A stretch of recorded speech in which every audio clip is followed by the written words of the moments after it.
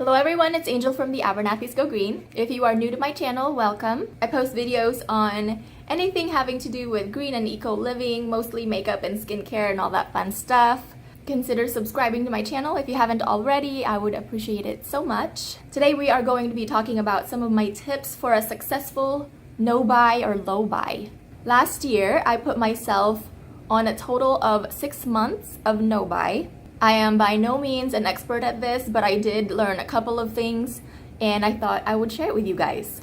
So let's go ahead and get started. So first of all, if you don't know what a no-buy or a low-buy is, it is when you say to yourself, okay, self, we are not going to buy, let's say, skincare for the next month. You're going to be strict with yourself. You are going to ignore every sale that ever pops up in your inbox and just not buy anything. And a low buy is pretty much where you do allow yourself to make some purchases, but you're not allowed to go crazy.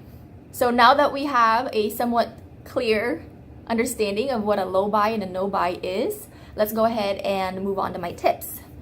My tip number 1 is figure out your why. I think this is very important before you start really trying to reach any goal, but since we're talking about a low buy or a no buy here, figure out why you are wanting to go on a no-buy. Are you trying to save for something special? Maybe you're just wanting to own less and your current skincare and makeup collection is just overwhelming you. You want to be a better consumer. You want to just use up some of your products so they don't go bad because you realize, oh my gosh, I spent a lot of money on this. It's just sitting in the back of my cabinet and I'm not touching it.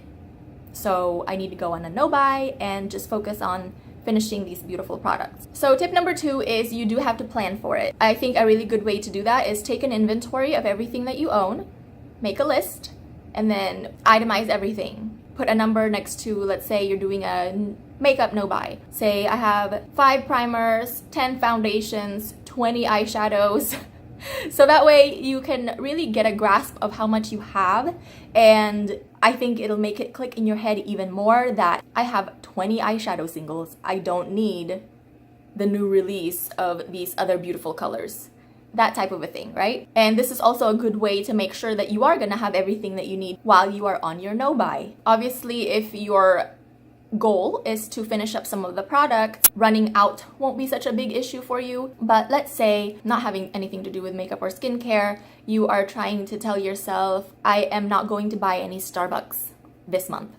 Obviously you want to plan for that by making sure that you have a well-stocked kitchen with everything that you're going to need to make yourself coffee for the rest of the month. I have I guess we would call this 2B. Make a list of what you are going to allow yourself to buy. So back to the cutting out the Starbucks thing, obviously creamer won't last a whole month in the fridge, so you're gonna need to replenish that. So make a list of things that you're gonna allow yourself to buy. I did a 3 month straight no buy towards the end of last year. I did tell myself that I'm going on a no buy for 3 months, but I am going to allow myself to buy a brow gel because that one that I'm using needs to be replaced. But if you saw my February makeup monthly, I didn't get to replace that brow gel just because I would put it on in the morning and then I'm like, oh yeah, I need to replace this, and I would forget about it the rest of the day, and then the next morning would come getting ready, I'm like, oh yeah, I need to replace this, and it just went on.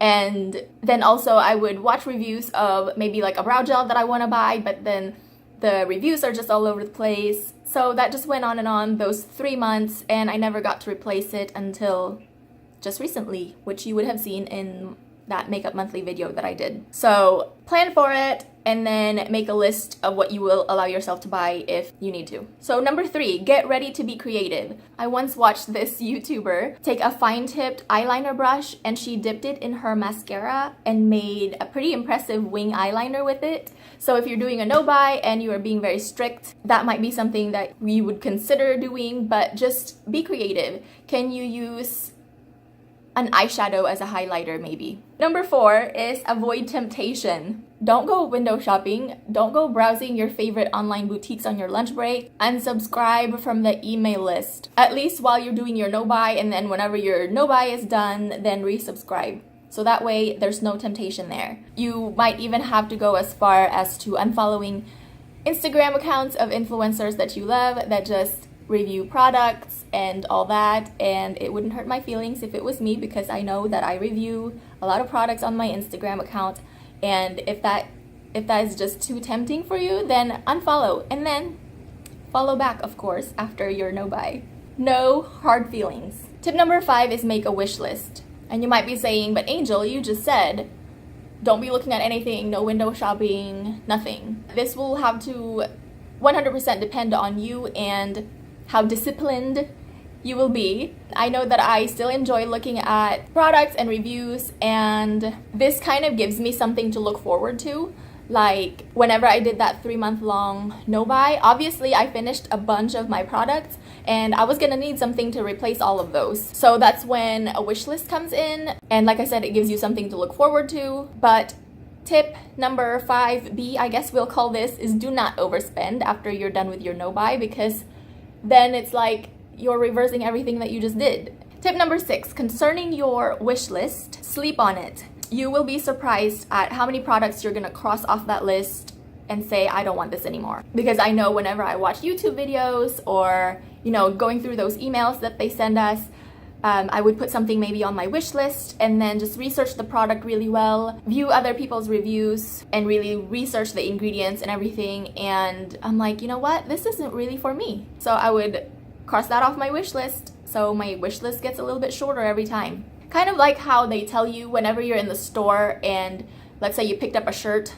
put it in your cart or just carry it around with you, walk around the store a couple of times and then look at it again. Half the time you put that shirt back on the rack because it's like, oh, what was I thinking? Or, you know, like the price just isn't worth it, whatever reason it may be. I assure you that works every time. So tip number 7, this is more of a low buy and really for every day. You don't have to do a no buy or a low buy or whatever. Just as a consumer, do not fall for the hype of new releases. I know it's really exciting to own something bright and new and shiny, but I really like to wait. I have a lot of influencers on YouTube that I follow, and a lot of them will get sent this stuff for free but from the company, and they will review it, and then I'll watch numerous of those and then decide for myself, is it the right product for me, type of a thing, you know? And then 9 times out of 10, the newness wears off and the product just kind of fizzles out. And then a couple months later, you will watch the same YouTubers say, well, this wasn't really that good.